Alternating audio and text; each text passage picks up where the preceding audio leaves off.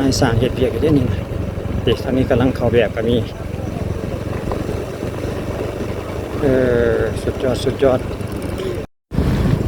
เดี๋ยวเรามาติดตามบางเส้นทางเส้นนี้อีกทีหนึ่งก่อนพี่น้องจุดที่เขาเรียนอยู่นี่ก็คือเส้นทาง13สายเหนือ13เหนือเดี๋ยวเรามาติดตามบางเส้นทางเส้นที่ว่าบ้านผาแห้งบ้านผางแห้งหรือว่าบ้านดงหลวงโอ้คลองระบายน้ำมาสองฝากข้างเลยตัวนี้นะอ่านเบิ่งป้ายเพิ่นแป๊บนึงเพิ่นเอาป้ายมาปักเลยได้นี่เพิ่นบอกว่าทางตันนี่ดิเพิ่นหากระปักใหม่ได้นี่ป้ายนี่ระยะทางเกือบ3 กิโลเมตร2 กิโลเมตรปลายบ้านผาแห้งบ้านดงหลวงเบิ่งคร่าวๆซื่อๆพี่น้องเดี๋ยวเราจะเล่นน้ำไปเบิ่งก่อนว่าเพิ่นเฮ็ดอันใดได้โอ้มีคลองระบายน้ำ2ข้างเรียบร้อยแล้วได้นี่สำหรับจุดนี้นี่เขตบ้านผางแห้งไปหาบ้านดงหลวงพี่น้องของเมืองนาสายทองนครหลวงเวียงจันทร์เราเนี่ยเป็นกำลังเล็งเกี่ยวกับทางคอนกรีตเนาะทางเทเปตงเสริมเหล็ก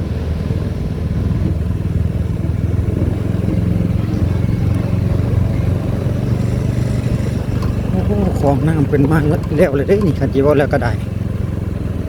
คนเรียนนำไปวงอีกจักหน่อยกันคนได้เทบ่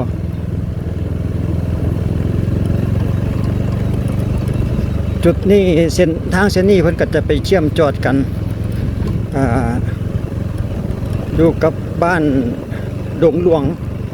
แล้วก็ออกไปหาเส้นทางที่ว่าไปหาตาดหินคันนานะพี่น้องทางเส้นนี้นี่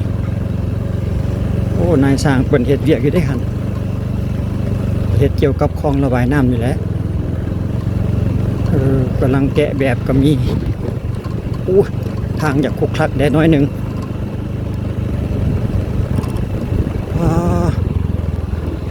บ่ได้มาโดนแล้วทางเส้นนี้ทางนี้เพิ่นก็มัดเล็กหนาห้านเพิ่นนี่โอ้โหนายสร้างเพิ่นกำลังเตรียมบล็อกเฮ็ดบล็อกเพิ่นก็เฮ็ดบล็อกไว้บล็อกคลองระบายน้ำสำหรับนายสร้างช่วงนี้ฝนตกดีพี่น้องก็กลางคืนเมื่อคืนนี่ก็หมดคืนช่วงต้นเดือนสิงหาพี่น้องปี2026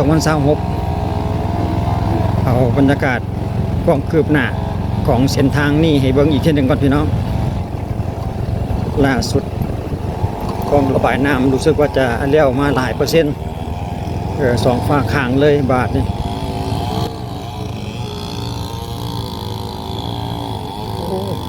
เสียงดังแห้งแท้คนตัดไม้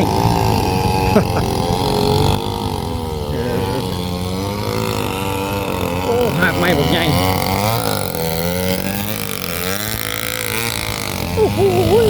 ดังสนั่นวันไหววะโอ้ของน้ำเพิ่นนี่เบิ่งเขาเหลียวไปไกลๆเบิ่งก่อนรู้สึกว่าจะเลี้ยวไปหมดทั้งแถบแล้วเด้นี่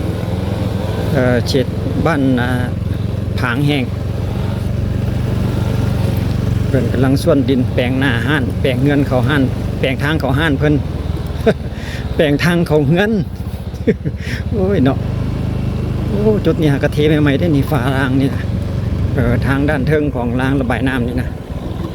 กระเทก็ได้มาหอดจุดนี้เนาะเกี่ยวกับทางเทิงรางระบายน้ำโอ้ไปได้พ้นนอกวันนี้คือว่าทรง40,000แท้ทางนี้ก็ได้ก็มีความคืบหน้าไปอีกระดับหนึ่งอยู่พี่น้องโอ้เป็นเดียทางเว้นพอจักนี่นะจุดนี้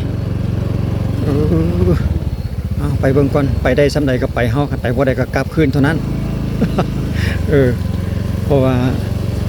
ยันมีปัญหากับเพิ่นเฮ็ดเวียกนะก็เลยบ่อยากไปสนวนเวลาเพิ่นเฮ็ดเวียกสมมุติว่ามีอะไรหนึ่งกีดขวางนะเฮาก็จะได้ถอยหลังเท่านั้นแหละ เพราะว่ารู้สึกว่าจะบ่ค่อยเห็นรถเที่ยวสนาบ่แม่นเขาปิดสำติดล่ะเพราะว่าทางด้านหน้าเขาเห็นป้ายเพิ่นห้ามอยู่ว่าทางตันว่าซั่นเด้คลองระบายน้ำตามที่เพิ่นระบุในโครงการเพิ่นว่าทาง อ เส้นนี้ก็มี6เมตรก็มี8เมตรก็มีความกว้างของหน้าทางนะพี่น้องก็ตามที่เฮาอ่านเบิ่งตามการสัญญาให้สำเร็จก็ประมาณปี2027พุ่นแหละเดือนพฤศจิกปี2027อีกปีปลายว่าซั่นต่อไปตามการสัญญาแล้วเสร็จเพิ่นหั่นน่ะเส้นทางเกือบ3กิโลเมตรว่าซั่นสำหรับจุดนี้ก็ยังมีเวลาอีกหลายสมควรเพราะมื้อนี้ก็หาแต่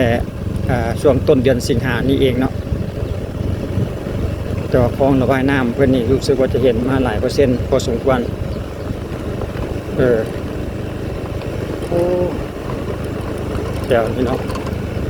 ไปได้สมูล่ะเอานี่นะรู้สึกว่าเห็นรถเป็นจอดอยู่อ๋อนายสร้างเฮ็ดเวียกอยู่ได้นี่นะเด็กทางนี้กำลังเข้าแบบก็มีสุดยอดโอ้มีปัญหาแท้ๆพี่น้องสำพอแล้วบ่ค่อยเห็นรถเที่ยวออกเที่ยวเข้าอันนี้แม่นรถเพิ่นมาเฮือนมาดินเพิ่นซื้อๆนี่จอดอยู่นี่เพิ่นมีรถกำลังจกห้องเพื่อจะดำเนินการเฮ็ดคลองระบายน้ำเติมมันแหละจกห้องแล้วก็เอาดินมาถอกไว้จุดนี้นี่พวกเฮาสังเกตเห็นกองดินใหม่ๆอยู่พอเลี้ยวไปพู้นไกลๆจะเห็นรถจกกับรถดำอยู่เด้มาแล้วต้องหาทางลบรถดำเพิ่นก่อนแป๊บนึงลบรถดำเพิ่นก่อนพี่น้องแล่นอีกจักหน่อยนึงว่าสิแล่นสอดได้บ่คันบ่มีรถดำนี่เฮาก็สามารถแล่นสอดได้อยู่แต่ว่าคันมีแต่รถจกกันนะเฮาสิแล่นไปได้อยู่ดอกคิดว่าพอดีรถดำเพิ่นออกมาคลองระบายน้ำเพิ่นพี่น้องกำลังเทท่องล่างไว้เด้นายสร้างคนนึงเพิ่นกำลังเกลี่ยดินอยู่